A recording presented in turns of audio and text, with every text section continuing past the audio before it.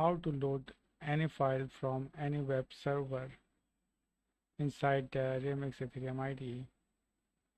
Let's see the demo. Here we have HTTPS option.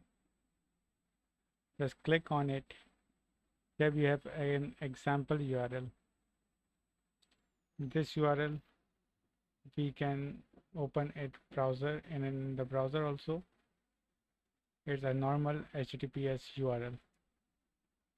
Just copy it, paste it here and press import.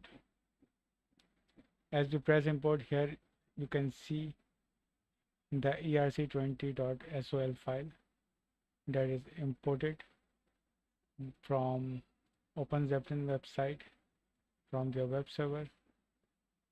So